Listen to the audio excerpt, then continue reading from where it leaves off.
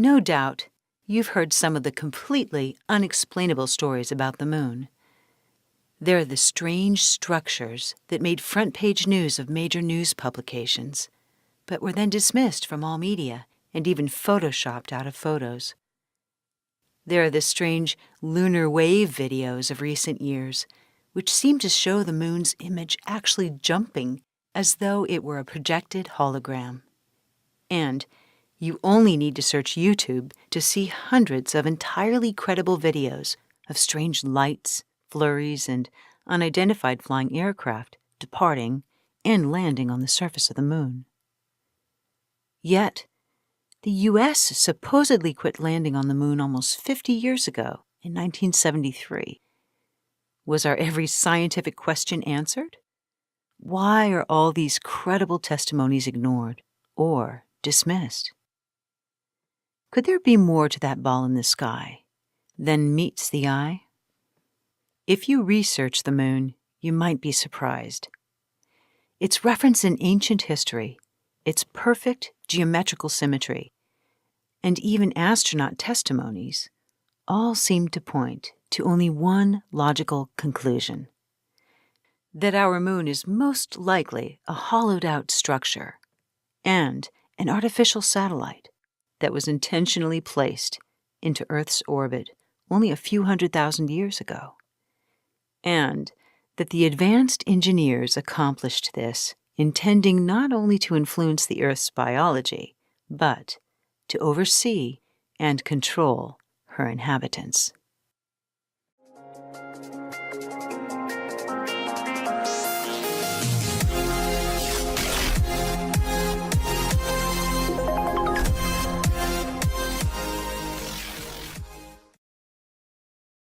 The moon seems as natural as the landscape around us. But when you look at all the freakish facts, you'd see what one NASA researcher, Robin Brett, saw. He said, "It seems easier to explain the non-existence of the moon than it does to explain its existence." So then, why is that? For starters, no one can explain why the moon is older than the Earth, and older by millions of years. None of the collision with Earth theories make even a shred of sense.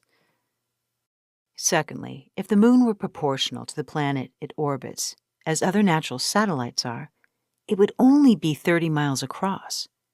Instead, it's not double, not triple, but over 72 times larger, at 2,160 miles across.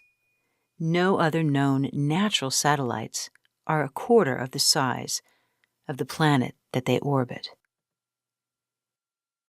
Then there are the craters. The varying diameters of the craters reveal impacts of varying size and force. They should have created a variety of depth, but instead, the craters all have the same depth. And when astronauts attempted to drill into the craters, they were barely able to penetrate the surface. They also discovered processed metals like brass, mica, and pure titanium, which are not naturally occurring elements. They are created and used for architectural design. Where it really gets strange, though, is when you examine the mathematical and geometrical relationship between the Sun, Moon, and Earth, which are so freakishly precise they defy all odds of randomness, with nothing like it in any other known planetary system. For example, the Sun is exactly 400 times bigger than the Moon, and it's almost 400 times the distance away. But that's just the beginning. There are the coincidences around the numbers 366, for the numbers 1092,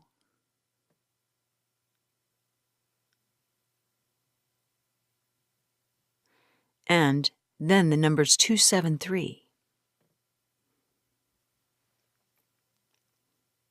If you calculate the likelihood of this kind of precision in a random creation, the number would be so small it wouldn't fit on the screen. One of the strangest things about the moon is something that we don't even give a second thought, something called tidal lock. Frankly, the scientific definition makes it sound very natural. Tidal lock is simply that the moon's rotation exactly matches its orbit.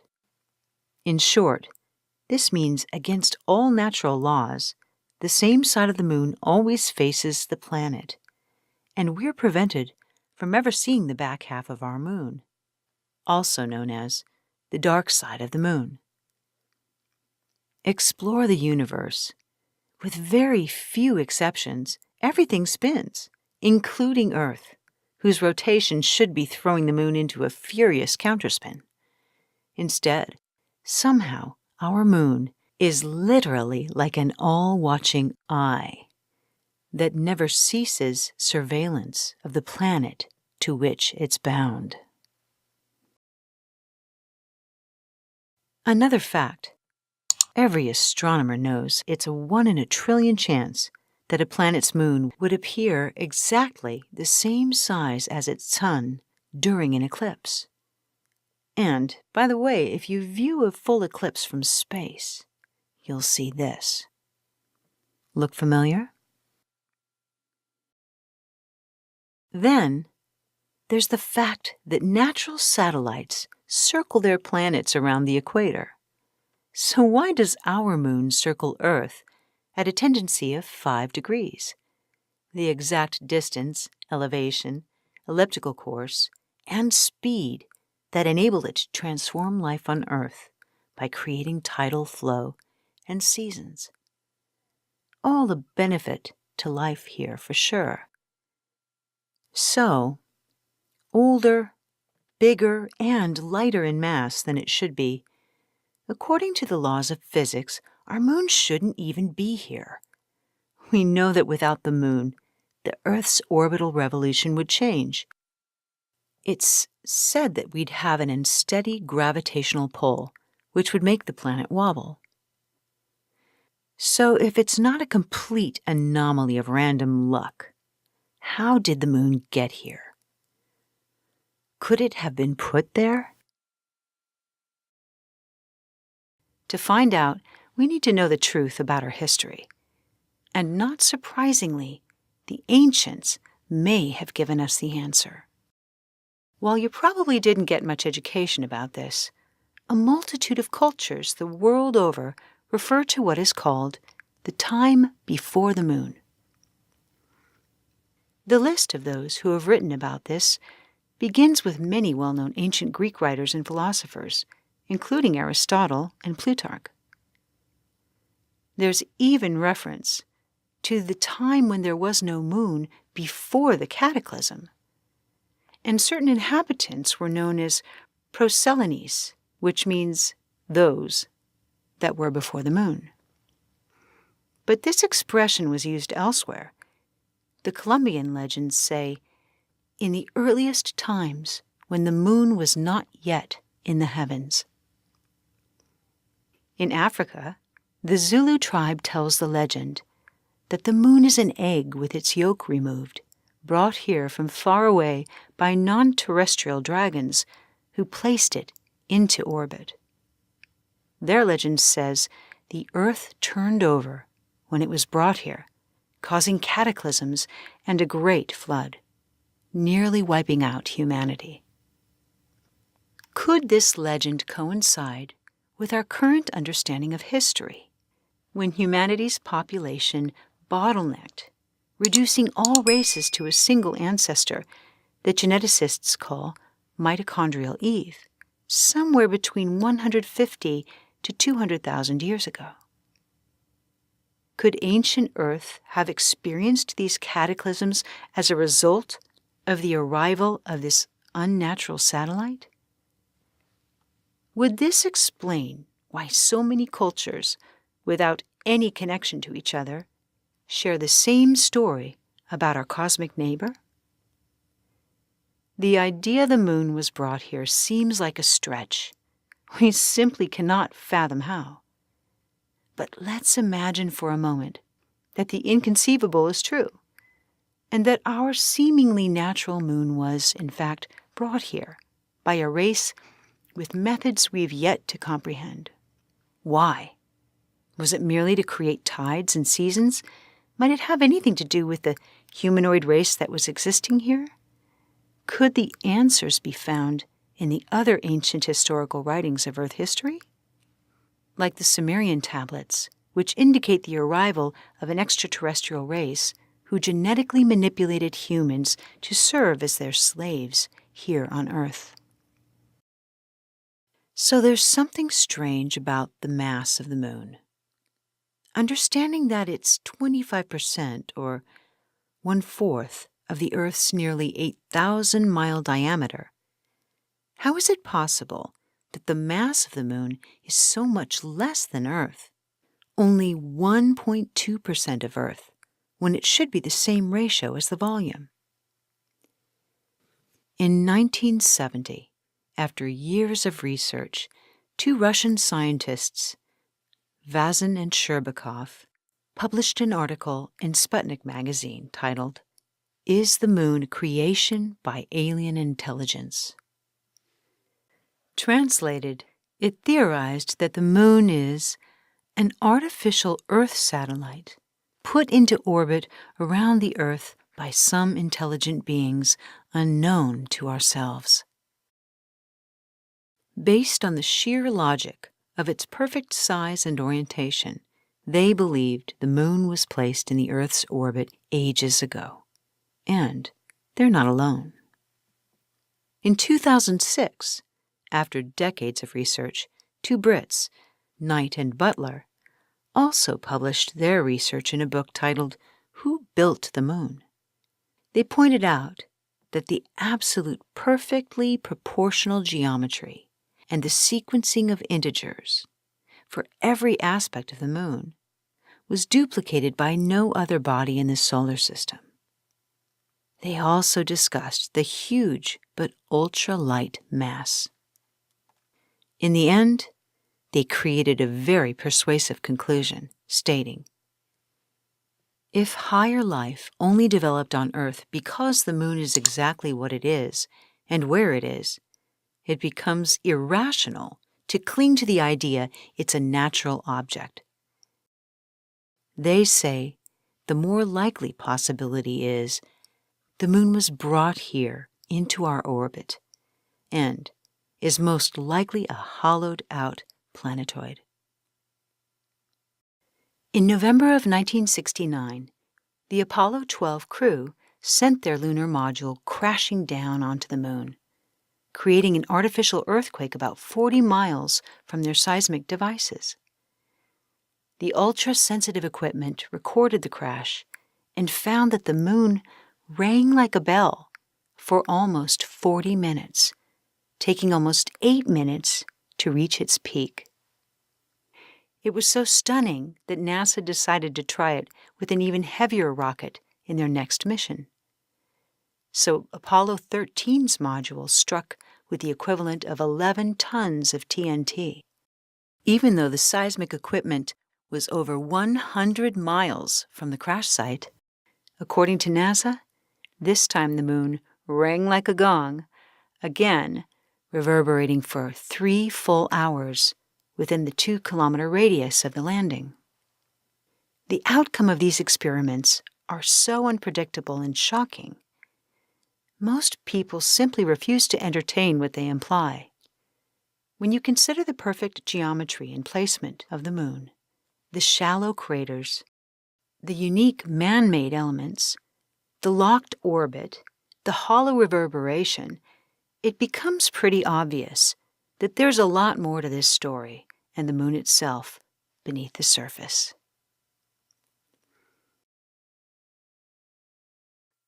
On November 23rd of 1966, images taken by a manned moon orbiter showed no less than 6 tall structures on the moon.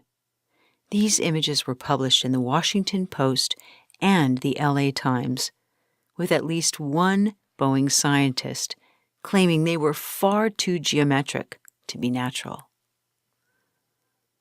Upon study, Soviet space engineer Alexander Abramov, noted that the center of the spires are arranged precisely the same way as the apices of the 3 great pyramids in Egypt. And they cast 4 perfect 90-degree angle shadows into an eroded pit area. At NASA, Dr. Farouk Elbaz, also claiming they could not be natural, revealed they were taller than any building on Earth. NASA, on the other hand, declined to investigate, saying it was a trick of light and shadow. Consequentially, the subject was dropped from the media. But years later, several shots from Apollo 17 showed these same clear, right-angled structures. You may have noticed, photographs of the moon are so unclear, they look like they're from 1912 and are perfectly deceptive with regard to detail. In fact, sometimes it seems that photos of the distant planet Mars are clearer than those of the moon. At least until 1994, photographer Jose Escamilla colorized photos taken from a moon orbiter 100 miles away. The effect revealed these structural anomalies not otherwise visible in black and white. So, if structures do exist on the moon, who built them? And where are they now? Prior to the first moon landing, Apollo 10 flew around the back of the moon, and their transcripts reveal that they all heard what they called eerie outer space music, like nothing they'd ever heard before. Sounds which have since been compared to the electromagnetic radio-like sounds recorded by Cassini from inside Saturn's rings.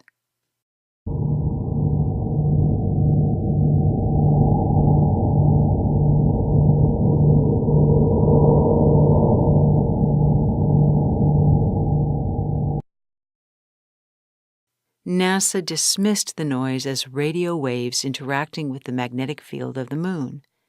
But the moon doesn't have a magnetic field like planets do. So, to the question, what created this noise? We have a new question. Why lie about it? The first Apollo landing on the moon is one of the most triumphant events of late human history. But after the structures were revealed, NASA had to have prepared the astronauts to potentially meet something or someone.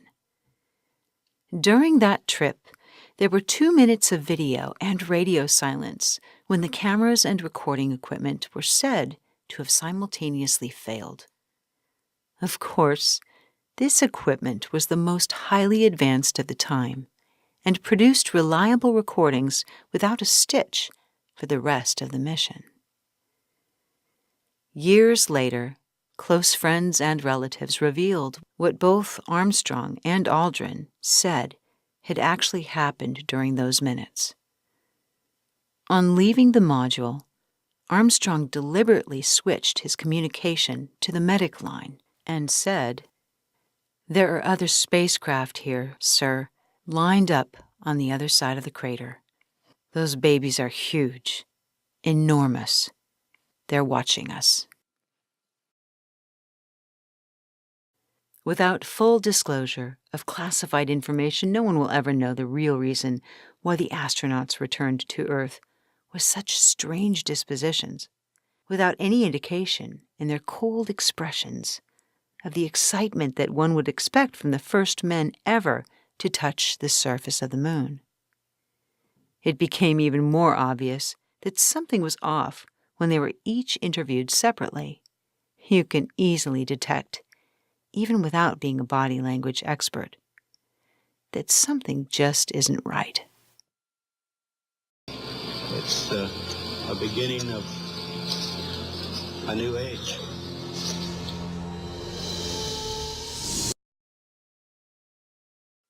Perhaps the most curious point of all is the cryptic speech that Armstrong gave 25 years after the landing. There are great ideas undiscovered, breakthroughs available to those who can remove one of truth's protective layers. There are places to go beyond belief. Truth's protective layers? What or who is protecting us from the truth? So if the moon is not solid mass, but a hollow artificial satellite, and there are structures there, certainly there must be evidence of extraterrestrial life somewhere. Of course, only astronauts would know for sure. And not surprisingly, you'll find that early on they were talking, but have become less inclined to reveal their knowledge as the years have passed. Here are a few among many who've revealed what they know. Scott Carpenter of the orbiter Mercury Atlas 7 said, "At no time when the astronauts were in space were they alone. There was a constant surveillance by UFOs." Buzz Aldrin, years after his legendary landing, for some reason became reclusive and said, "There's a monolith on the moon of Mars. When people find out about that, they'll say, 'Who put that there?'" The first Japanese American in space, Colonel Lieutenant Onizuka, went so far as to admit he witnessed small, strange-looking creatures, humanoid in shape. They did not look of earthly origin. And then, the sixth astronaut to walk on the moon, Edgar Mitchell, admitted, "Yes, there has been ET visitation and may continue to be. There's a lot of evidence that points to a clandestine group." What is the relationship of ET life to this clandestine group Mitchell named? What are they withholding from the rest of us? In the 1950s, the physicist Enrico Fermi pointed out the strange contradiction about alien life.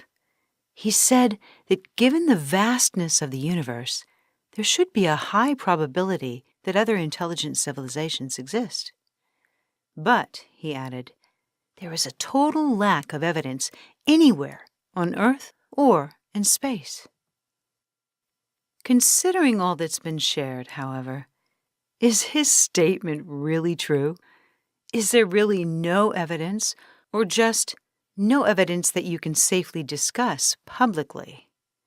In fact, given all the evidence we've listed, can you step back far enough to see the forest through the trees? What is more threatening? Testimonies of people who've experienced unexplainable phenomenon by today's common knowledge? Or might the real threat be that if you dare to share your story, you could risk being ostracized from everything and everyone you know and love? Carl Sagan said something very wise about human nature.